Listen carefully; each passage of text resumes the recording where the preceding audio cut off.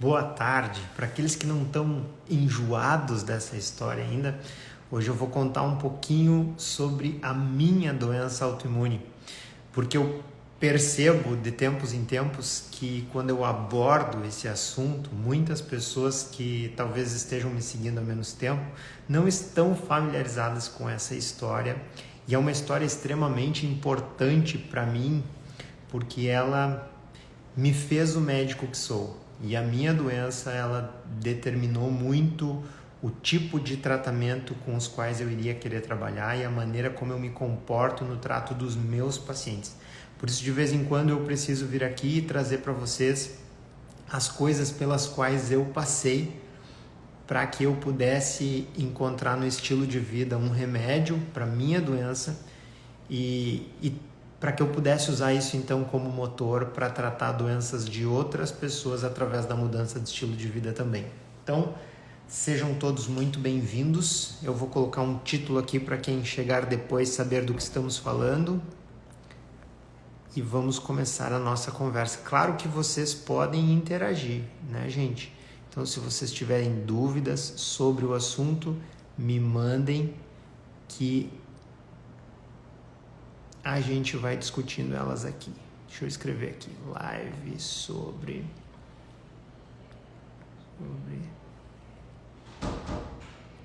minha doença autoimune. Ok, deixa eu fixar esse comentário aqui. Aí, agora deu certo. Então tá. Talvez seja novidade para alguns de vocês. Tenho certeza que as pessoas que me seguem há mais tempo já conhecem essa história muito bem, mas eu sou portador de uma doença autoimune chamada artrite psoriásica. Foi por causa dessa doença autoimune que eu senti a necessidade de mudar o meu estilo de vida, mudar o meu comportamento, e por causa dessa doença autoimune também que eu me dediquei tanto a pesquisar sobre estilo de vida para tentar melhorar a minha condição com coisas que eu pudesse fazer sem confiar somente em medicamentos ou tratamentos convencionais, enfim. Então, trazer a cronologia dessa doença talvez seja uma coisa interessante para a gente entender melhor como ela me transformou e também ir debatendo questões a respeito de doenças autoimunes, que eu acho que é um assunto sempre muito interessante da gente trazer. Eu vejo pelo direct que muitos de vocês estão enfrentando alguma doença autoimune. Se quiserem, por favor, se manifestem aqui. E essas doenças vêm tendo uma incidência realmente bem maior nos últimos tempos, e às vezes a gente se sente à mercê daqueles 15, 20 minutos que a gente passa com o médico dentro de uma consulta, não consegue encontrar informações e às vezes não consegue encontrar coisas que a gente possa fazer a respeito disso. Então talvez essa live possa ajudar vocês. É uma live também com o propósito de ficar sedimentada aí dentro do feed, para que pessoas que queiram saber da minha história possam ser direcionadas para essa live depois, certo? Ok, então essa história ela começa por volta de 2011, quando eu ainda fazia faculdade de medicina. Em 2011 eu fiz uma viagem com alguns amigos e ao longo dessa viagem a gente ficou em vários albergues, em várias casas onde as acomodações para dormir eram bem simples, assim, tinha camas duras, enfim. Então, quando eu voltei dessa viagem em 2011, eu comecei a apresentar um quadro de dor lombar, dor naquela parte inferior das costas, um pouquinho acima do bumbum. Acredito que todo mundo já tenha tido algum tipo de dor nessa região. E eu inicialmente atribuí essa dor lombar às camas que eu tinha dormido muito tempo fora de casa, tinha viajado e tal. E acontece que essa dor foi ficando e ela não passava, né? Por volta de 2012, uns 6 meses depois de eu ter retornado dessa viagem, a dor ainda não tinha passado. E ela ia ficando cada vez mais intensa, assim, eu acordava de manhã com bastante dor e às vezes eu tinha dificuldade para me levantar da cama, porque a dor era mais aguda, mais intensa de manhã, apresentando alguma rigidez. E rigidez matinal e inflamação que é mais intensa de manhã é um sinal de alarme para doença inflamatória. Essa é uma informação bem importante. Rigidez matinal é um sinal importante de doenças inflamatórias autoimunes.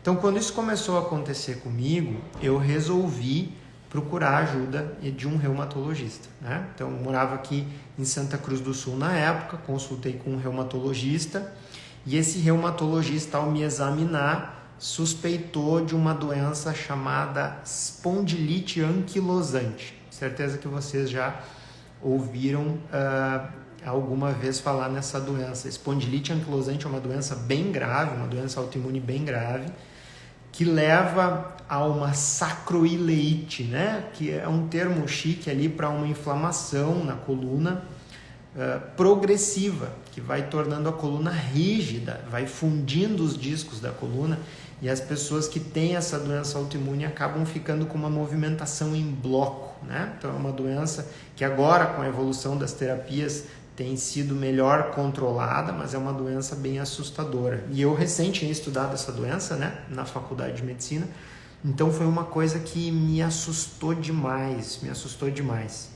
Então, na época, foi feito esse diagnóstico de espondilite anquilosante e eu iniciei com uma medicação, então, para doença autoimune, chamada metotrexato. Tá? É uma medicação padrão aí para as doenças inflamatórias articulares, né? Normalmente é o primeiro degrau aí quando a gente começa a tratar uma doença autoimune, é o uso do metotrexato. Eu vi que alguém perguntou ali o que caracteriza uma doença autoimune, e eu vou abrir esse parênteses antes da gente continuar, porque é um conceito importante. Uma doença autoimune é aquela doença onde o nosso sistema imunológico, o nosso exército imunológico, ataca estruturas nossas, né? Então, se ele atacar, por exemplo, o intestino, a gente vai ter uma doença inflamatória intestinal, como tem Crohn, como tem retocolite. Se ele atacar o sistema nervoso central, a gente pode ter esclerose múltipla, a gente pode ter esclerose lateral amiotrófica. Se ele atacar as articulações, a gente pode ter artrite reumatoide. Então, assim, o ataque autoimune, o ataque do nosso sistema imunológico contra nós mesmos caracteriza uma doença autoimune. E o local onde esse ataque acontece caracteriza que tipo de doença é. Tá? Então, por volta de 2012, aí eu fiquei com o diagnóstico de espondilite anquilosante e iniciei o tratamento com metotrexato. Né? E hoje eu percebo que eu fiquei muitos anos em negação desse diagnóstico, porque lá no início, lá em 2012, quando o primeiro médico com quem eu acompanhei fez esse diagnóstico em mim, eu decidi que eu não iria estudar a minha própria doença. Olha que coisa maluca. Eu, médico, com condições de poder estudar esse diagnóstico, eu disse, eu não vou interferir no tratamento da minha própria doença. Então eu vou deixar isso para o médico que cuida de mim, vou ir no médico no qual eu confio e eu vou estudar as outras coisas para cuidar dos meus pacientes. Mas eu não vou ser eu mesmo o meu próprio médico, porque isso aí é uma coisa muito ruim. Assim eu pensava na época. Depois vocês vão ver como eu mudei profundamente o meu pensamento. Bom, então, em 2013, eu tive uma artrite na articulação coxofemoral direita. E aí a coisa mudou um pouquinho de figura. Então, o que acontece? Até agora eu tinha só uma inflamação ali na região inferior da coluna, bem característico de quem tem espondilite anquilosante. Só que no início de 2013, eu comecei com uma inflamação na junção do quadril com a coxa direita, que a gente chama de articulação coxofemoral. E isso é muito atípico para quem tem espondilite anquilosante, porque normalmente na espondilite anquilosante é só o esqueleto axial, a coluna ali até a inserção na bacia, que tem uma atividade inflamatória. Então, fazer uma inflamação ali na região coxofemoral não era típico para essa doença. Então, o diagnóstico começou a ser revisto, né? E aí, eu consultei com uma outra pessoa, né, que entendia um pouco mais dessa área de espondiloartrites, que são condições um pouquinho diferentes da espondilite anquilosante.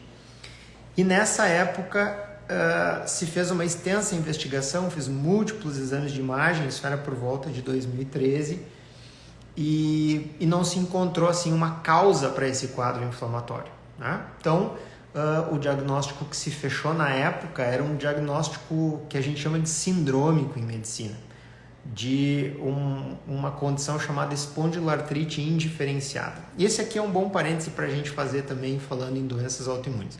Muitas vezes, quando a gente não conhece exatamente a doença que a gente tem, que o paciente tem, a gente coloca isso dentro de uma síndrome.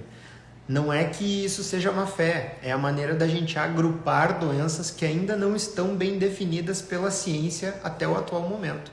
Então eu sempre brinco com os pacientes, né? Quando a gente pega síndrome do intestino irritável, existe uma série de doenças dentro desse termo que são diferentes entre si. Mas como a gente não consegue caracterizar nas doenças conhecidas, a gente coloca o paciente dentro desse grupo porque ali existem recursos que a gente pode usar terapêuticos, né? Protocolos que a gente pode utilizar para tentar atender melhor esse paciente. Assim, a espondiloartrite indiferenciada, que foi o diagnóstico com o qual eu fiquei lá em 2013. Então, se sabia que para esses quadros de espondiloartrite indiferenciada, o metotrexato não era a medicação ideal. E aí, o reumatologista que me acompanhava na época decidiu fazer uma troca para uma medicação chamada leflunomida, né? O Arava. Talvez algum de vocês aí já tenha ouvido falar. Então, eu usei essa medicação, né, sem muita mudança do meu quadro clínico. De 2011, quando começaram os sintomas, até 2015, o meu quadro clínico era praticamente estável. O que eu tinha? Eu tinha dor na região lombar e dificuldade para levantar de manhã, então um pouco de rigidez. E eu tinha dor na articulação coxo-femoral direita, né? Então eu mancava um pouquinho, assim. Quem me conhece na época, né? Talvez conviveu pessoalmente comigo, lembra que eu, quando era médico residente aqui no Hospital Santa Cruz, eu andava mancando por causa dessa dor na articulação coxo-femoral direita. Então eu passei na residência de medicina intensiva e a residência de medicina intensiva eu fiz no Hospital Moinhos de Vento em Porto Alegre. Quando eu mudei para lá, a minha vida se tornou bem mais estressante, né? Eu parei de fazer as atividades esportivas que eu fazia aqui, eu ainda fazia alguma coisa, eu tinha uma carga horária muito grande para cumprir dentro do hospital, ainda trabalhava para me sustentar, então eu passei por uma época muito estressante da minha vida. E coincidência ou não, nesse ano de 2015, ao longo do meu primeiro ano de residência em medicina intensiva, eu comecei a ter inflamações em outras articulações, inicialmente no punho esquerdo, e isso dificultava um pouquinho o movimento necessário a intubar os pacientes, então isso me atrapalhou demais, me incomodou muito, e eu comecei com uma inflamação no meu ombro direito, né? Então eu já tinha a dor lombar,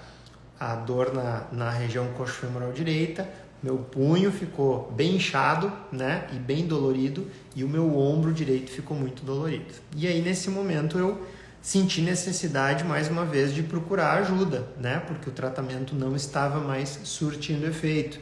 E eu estava tendo que usar com muita frequência medicamentos anti-inflamatórios. E eu, como médico, sei bem que o abuso de medicamento anti-inflamatório pode causar problema renal, problema hepático, hipertensão, uma série de consequências muito negativas.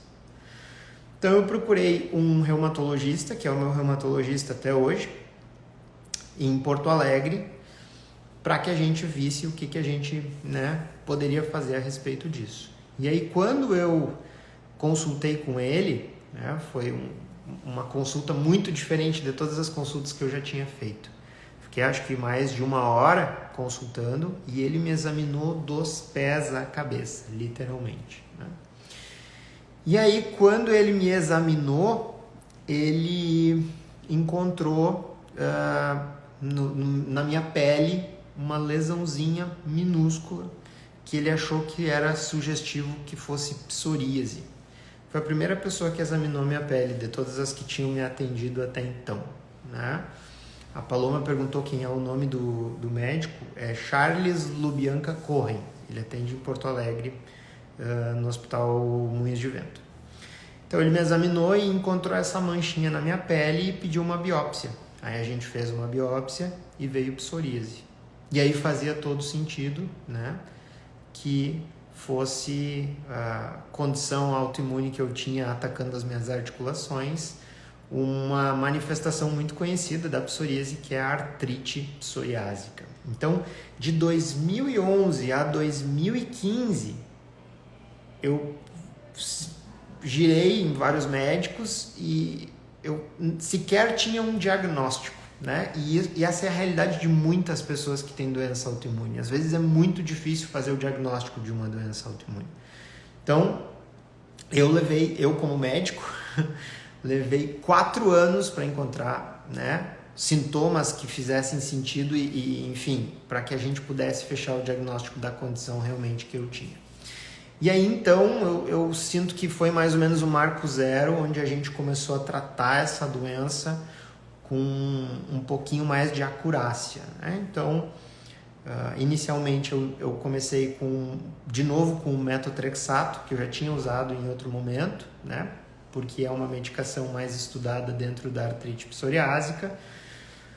Utilizava anti-inflamatórios apenas como medicação de resgate, eventualmente até corticoide. E a gente começou a ventilar a possibilidade de eu usar uma medicação imunobiológica, né?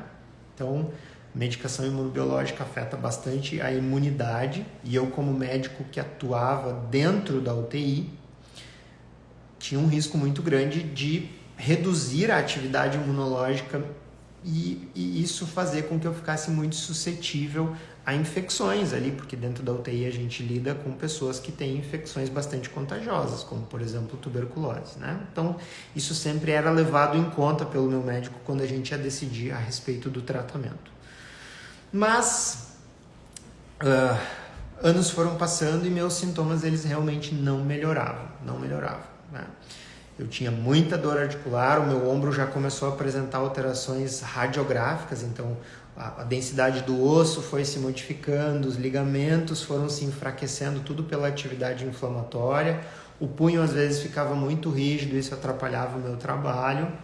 Então lá por 2016, final de 2016, início de 2017, eu comecei com uma entesite no calcâneo, mais uma inflamação, né, que me fazia ter dificuldade para caminhar, bastante dificuldade para caminhar, tinha muita dor no pé. E eu e o médico que me acompanhava na época, que me acompanha, decidimos por começar então essa medicação imunobiológica. Isso foi no início de 2017.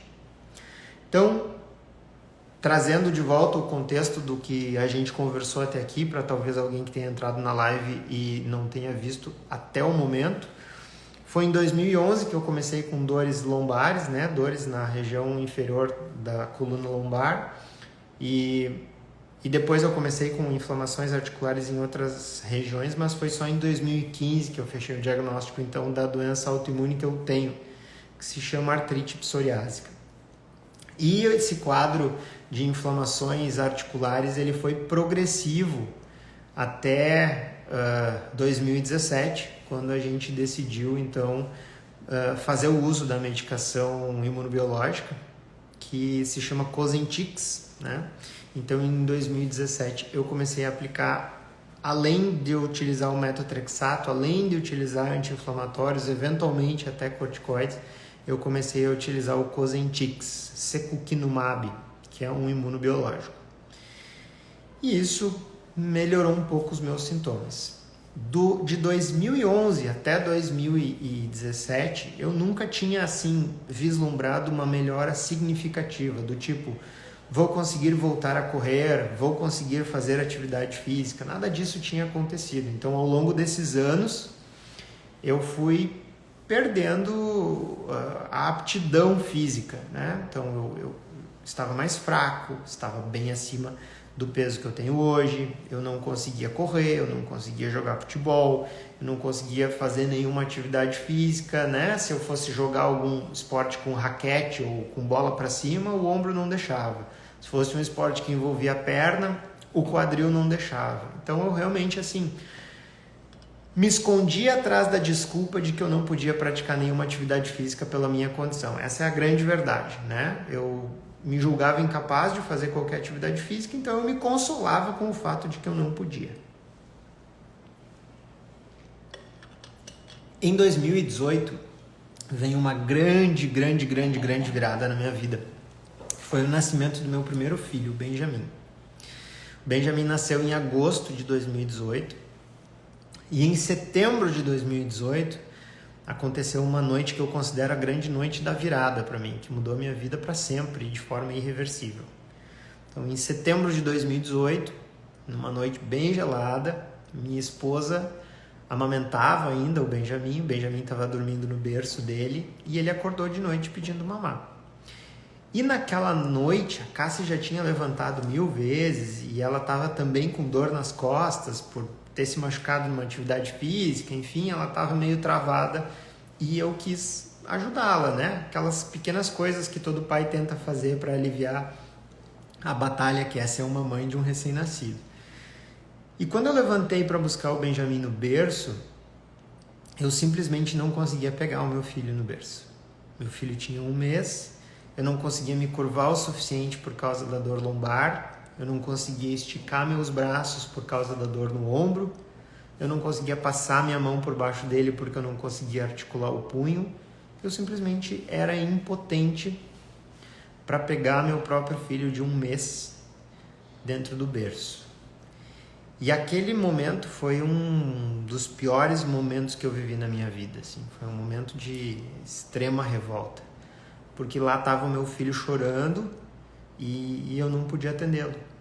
E aquilo tinha um significado muito maior, porque eu ficava pensando que tipo de pai eu vou conseguir ser para o meu filho, se eu não consigo, agora que ele pesa 2 quilos, pegar ele no berço.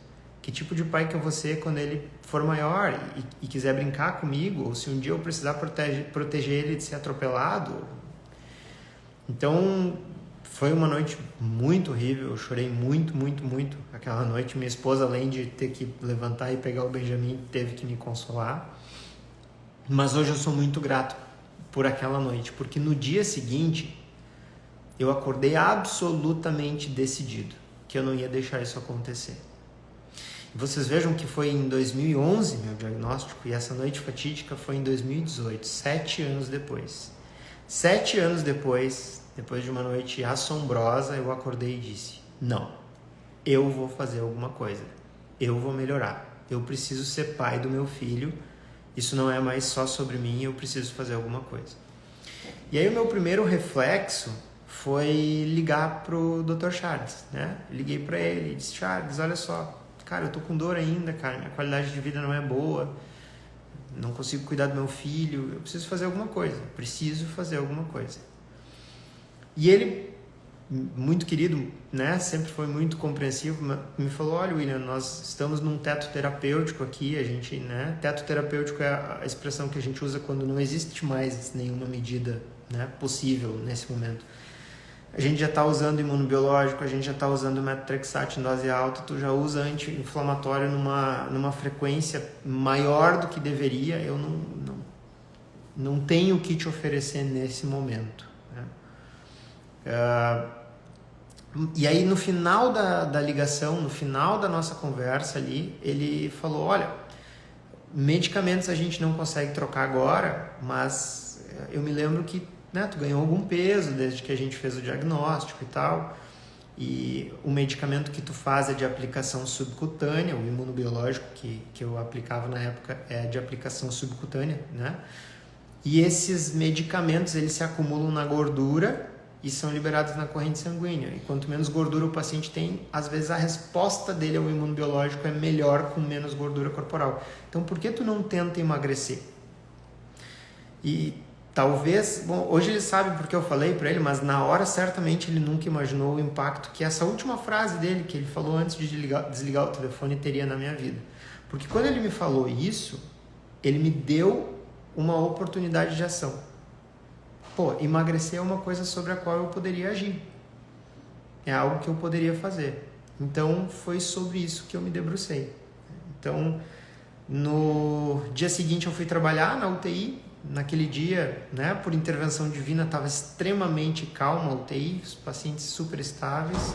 Sentei no computador dos médicos e comecei a pesquisar dietas, né? Comecei a pesquisar sobre alimentação. E aí, nesse dia, um cirurgião amigo veio trazer um paciente para a UTI, para colocá-lo num leito de UTI num pós-operatório. E esse cirurgião parou atrás do computador para a gente conversar. E ele falou, cara, o que você está pesquisando dieta e tal? E eu não quis entrar em detalhes, mas falei para ele, cara, eu tenho uma doença autoimune aí, queria perder um peso, estou tendo muita dor.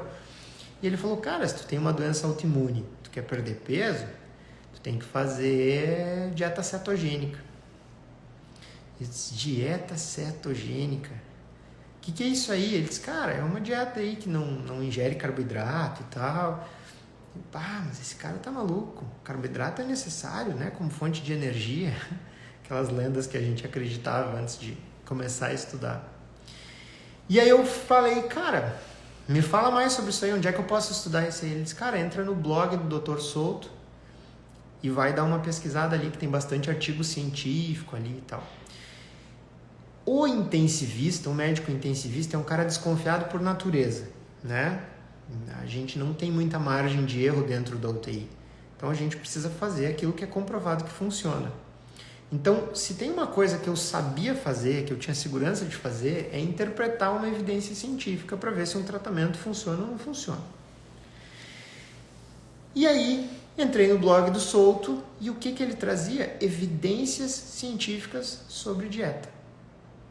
E aí eu comecei a estudar aquilo e comecei a maratonar dentro daquele blog, mais de 400 postagens. Eu acho que eu li tudo em menos de 10 dias. E se abriu um novo mundo para mim, porque até então eu achava que sabia sobre alimentação, sobre emagrecimento, sobre saúde, né? Mas a verdade é que dentro dessas áreas o conhecimento do senso comum vai exatamente na direção oposta da verdade. Até as pessoas que trabalham com emagrecimento, a maioria dos médicos que eu conheço, não entende nada disso e pensa que o certo é exatamente o contrário. Exatamente o contrário. Então, aquilo explodiu a minha cabeça, que nem a Larissa colocou ali. Explodiu a minha cabeça. E aí eu comecei a estudar. Marquei uma data para eu começar. E fui para casa e disse para minha esposa, Cássia, minha alimentação vai mudar da água para o vinho, né, tal dia. E eu vou comer completamente diferente do que todo mundo come e vai ser antissocial e vai ser difícil e as pessoas vão condenar e eu vou fazer de qualquer jeito. Porque eu acho que existe uma oportunidade aí. E a Cássia me olhou e disse, isso é seguro para mim? Eu disse, não, seguro para qualquer pessoa, senão eu não faria. Ela disse, então eu vou fazer contigo. E eu me emociono demais quando falo isso, porque ela realmente não precisava, né? Mas foi uma coisa que a gente fez junto. Então, eu comecei a estudar essa alimentação diferente e tal, e a Cássia começou a estudar como aplicar isso, né? Tanto é que hoje, né, ela escreve e-books de receitas low carb, né? Vocês devem ter visto aí, se não viram, o link está na minha bio. Mas enfim, a Cássia começou a organizar a logística da nossa casa, preparar todas as refeições, marmita para eu levar para o plantão, e a gente limpou a nossa alimentação. Limpou. E o resultado foi que em um mês eu comecei a melhorar das dores como eu nunca tinha melhorado na minha vida com nenhum medicamento. E aquilo foi uma coisa completamente assombrosa para mim. E foram 4 quilos junto, mas eu nem olhava para a balança, porque o impacto que a mudança na alimentação teve na minha dor foi muito mais impactante do que a perda de peso. E aí a gente ia estudando, ia aprendendo, ia refinando, e as coisas iam melhorando, iam melhorando, iam melhorando, iam melhorando. E ao final de 6 meses dessa mudança na minha alimentação, dessa limpeza na minha alimentação, eu esquecia do remédio. Eu não usava mais anti-inflamatório. Eu fui consultar com o Charles e os meus marcadores inflamatórios estavam zerados. Eu tinha mobilidade no punho, eu não tinha mais dor no ombro. E aí ele disse, cara, vamos suspender uma das medicações. Porque tu tá muito bem, vamos suspender uma das medicações. Eu quase não acreditava naquilo que estava acontecendo. E a gente foi fazendo isso e eu fiquei em menos de 9 meses do início do tratamento sem dor, com uma vida normal, com uma vida absolutamente normal. E eu conseguia sentar com meu filho no chão, entende? A maior conquista que eu tive ao longo de todo esse período foi sentar com o Benjamin no chão e levantar sem a Cassie precisar me puxar ou sem passar por muita dor. Então, essa foi a virada de chave que aconteceu na minha vida com a minha doença autoimune, né? E aí, passada essa intervenção que foi por mim, eu pensei, cara, eu vi isso e eu não consigo desver isso. E eu não posso ser negligente com meus pacientes de não compartilhar esse conhecimento. Então, a partir do momento que eu tinha terminado a minha jornada e tinha encontrado um estilo de vida que me tornava a pessoa saudável que eu queria ser, eu comecei a pensar, eu preciso disseminar esse conhecimento. E foi assim que eu criei coragem de criar uma conta no Instagram, porque até então eu nem tinha isso, Então eu criei uma conta no meu Instagram e eu comecei a falar sobre as coisas que eu vinha aprendendo sobre nutrição e estilo de vida e saúde, né? E remissão de doenças. E o meu maior medo é que as pessoas fossem me ver como um picareta, afinal eu sou médico intensivista, né? Aqui que eu tô lá falando sobre alimentação, o médico intensivista fala sobre UTI. E eu tinha muito medo do que os colegas pudessem pensar a respeito disso. E no fim das contas, quem me procurou para ser meus primeiros pacientes foram exatamente colegas, né? Que me conheciam, sabiam que eu sou uma pessoa ética, eu não sou um picareta, que eu sou uma pessoa estudiosa, né? E eles diziam, cara, eu também tô assim, eu também tô precisando disso, então me ajuda que eu preciso me encontrar. E depois esses colegas quiseram encaminhar pacientes para mim também, e foi assim que eu acabei abrindo a minha prática de consultório, né? E pela primeira vez na vida, ao atender outras pessoas que estavam passando por uma situação parecida com a minha, eu comecei a perceber que eu podia restabelecer a saúde das pessoas. Na verdade, que eu podia direcioná-las, mas que elas eram capazes de restabelecer a sua saúde. Porque até então, a minha interpretação era de que todas as doenças eram crônicas e progressivas. Porque era esse o cenário que eu vivia e que a maioria dos médicos vê. As pessoas não se curavam do diabetes, elas só pioravam. As pessoas não se curavam de obesidade, elas só pioravam. Mas ao mudar o meu estilo de vida, eu comecei a andar num caminho oposto, no sentido contrário. E as pessoas que eu orientava, sentido contrário também. Então, isso começou a me gerar um fascínio, né?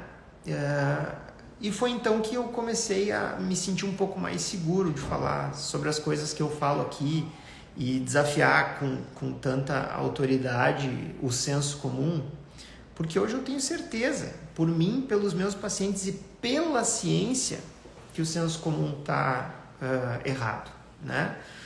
Recentemente eu lancei um guia de emagrecimento, um guia prático de emagrecimento, que é um curso rápido sobre emagrecimento, que vai completamente contra o senso comum. né? Vai completamente contra o senso comum. As pessoas que compraram o guia do emagrecimento, elas se assustam com quantas coisas elas tomavam como verdade absolutas a respeito de emagrecimento e estavam completamente equivocadas. O emagrecimento, na verdade, é algo muito simples e a gente complicou, e a gente fez a volta e se colocou na direção oposta, né? Então, hoje eu me sinto impelido a fazer esses desafios ao status quo, as coisas como elas estão, porque eu percebo que muitas informações erradas, muitas coisas ditas de forma equivocada, atrapalham demais as pessoas de resgatarem os seus resultados. Essa minha transformação me fez estudar nutrologia, depois eu fiz uma formação na USP em nutrologia e mais tarde um coach em saúde na Flórida, num instituto chamado Primal Health Coach Institute, que é um instituto que visa o restabelecimento da nossa saúde dentro da nossa programação biológica, visa resgatar o comportamento natural da nossa espécie, que é de muito movimento, de muita força, de repouso efetivo, de alimentação natural. Então, depois que eu fiz esse coach, aí sim a minha visão como médico mudou completamente, porque eu passei a enxergar o porquê as doenças ocorrem. É porque o nosso comportamento hoje ele está se afastando do comportamento natural da espécie humana. Nossa alimentação é cheia de gatilhos inflamatórios, nós temos pouquíssimo repouso, nós temos ideologias atrapalhando a maneira como a gente acha que a alimentação correta é, né? Então a gente tem, por exemplo, uma agenda muito forte de alimentação plant-based, de alimentação vegana, vegetariana, que não é a alimentação natural da espécie humana. O homem sempre buscou, sobretudo, a caça. A gente tem cada vez mais recursos para que a gente não precise fazer força. A gente tem veículos, até para se deslocar dentro de supermercado, a gente tem veículos, a gente quer um estacionamento na porta do mercado para não precisar carregar nem compras. Então, vários comportamentos que eu fui detectando que estavam me afastando da minha melhor saúde, né? E que eu fui mudando e isso foi me melhorando, me melhorando, me melhorando, né? Então, depois que eu mudei minha alimentação, eu foquei em melhorar a qualidade do meu sono e aí eu passei a adotar uma rotina de higiene do sono que melhorou dramaticamente a minha vida também. E aí depois que eu consegui restabelecer uma rotina de sono, sair dos plantões noturnos, eu comecei a me dedicar à atividade física, a recuperar a massa muscular que a atividade inflamatória fez eu perder. Para quem não sabe, inflamação crônica faz com que a gente perca muita massa muscular. Existe uma tendência, um processo chamado catabolismo, que é a destruição da massa muscular quando a gente tem uma doença autoimune, uma atividade inflamatória. Então eu passei a combater isso também com atividade de reforço muscular. Então toda vez que eu buscava restabelecer um comportamento natural, humano, eu melhorava muito a minha saúde. E é isso que eu tento trazer aqui para vocês. Pequenos comportamentos que podem talvez salvar a vida de vocês, né? Porque se a gente for pelo que é socialmente aceito, uma alimentação com 60% das calorias vindas do trigo, que não é nem mesmo um alimento natural para o homem. Se a gente for numa plantação de trigo e comer trigo, a gente vai ter que ser hospitalizado. Uma rotina sentada na cadeira embaixo de luz artificial o dia todo, achar que dormir 6 horas por noite é suficiente, esses comportamentos nos adoecem, gente. E a perda de saúde é um processo invisível. Então a gente vai perdendo saúde, eu fui perdendo saúde, né? Eu tinha hábitos alimentares ruins, eu era sedentário, fui perdendo saúde, mas meu corpo ele estava se esforçando para tentar recuperar minha saúde, então eu não recebia nenhum aviso. Só que chegou um momento que a capacidade do meu corpo em tamponar, em segurar todas aquelas ofensas que eu fazia a ele, foi exaurida. E aí a doença se manifesta. Muito tempo antes de uma doença se manifestar, o nosso corpo já está lutando muito para restabelecer o equilíbrio, só que a gente atrapalha ele. A gente atrapalha muito o nosso corpo. Com uma alimentação inadequada, com atividade física inadequada, com um repouso inadequado. Então chega uma hora que todos os mecanismos que o nosso corpo tem de tentar restabelecer o equilíbrio são exauridos e a doença aparece. Então a saúde ela é o extremo oposto da doença, né? E quanto mais a gente força o nosso corpo em direção à saúde, mais a gente dificulta a chegada de uma doença. Quanto mais carregado a gente está de saúde, menor a probabilidade de uma doença consumir a nossa saúde a ponto de nos deixar vulneráveis até sob risco de vida, né? O que eu, como intensivista, observei dentro da UTI? Que as pessoas que faleciam durante a pandemia era porque já entravam dentro da UTI com pouca saúde para gastar. E aí a infecção pelo coronavírus ela vinha configurada para tirar um pouquinho da saúde daquela pessoa, mas para algumas pessoas aquele pouco de saúde que a doença tirava era demais, elas não tinham isso para gastar. Então hoje a minha prática e tudo que eu tento trazer aqui para vocês, e por isso que eu sou tão chato pedindo para vocês comerem bem, se exercitarem e dormirem, e tento mostrar para vocês o quanto eu me esforço para fazer essas coisas, é para que vocês construam a própria saúde. Porque isso é uma atribuição exclusivamente de vocês. O máximo que se pode fazer por vocês nesse sentido é dar direcionamento. É desviar vocês das informações equivocadas. Mas a saúde de cada pessoa é responsabilidade única e exclusiva dela. A gente não pode terceirizar o nosso cuidado. Nenhum dos médicos que me atendeu era ruim, jamais. Eu é que não estava interessado em entender o processo, em me esforçar para tentar melhorar. No momento que eu tomei a responsabilidade, eu disse, não, eu vou fazer o que tiver ao meu alcance para o meu corpo ficar mais forte. A minha doença mudou de jogo. Ela ficou mais fraca e eu fiquei mais forte. E isso pode ser feito por cada um de vocês, contanto que vocês tomem a decisão de assumir a responsabilidade. Nesse momento, eu assumirei a responsabilidade pela minha saúde. Tudo que fizer ao meu alcance, tudo que estiver ao meu alcance, eu vou fazer. Eu vou me exercitar dentro daquilo que eu posso, ao máximo. Eu vou me alimentar o mais limpo que eu posso, ao máximo. Eu vou tentar dormir o máximo de horas que eu posso dentro da minha rotina. Eu vou buscar conhecimento a respeito do que eu tenho. Eu sempre digo, qual é o paciente que consegue emagrecer e manter o peso perdido? Aquele que buscou conhecimento a respeito do que ele tem. Pega um guia prático do emagrecimento, por exemplo, que tem o link ali na minha bio, custa um troco. Estuda. Entende como o processo de emagrecimento funciona. Aí tu vai ser capaz de emagrecer.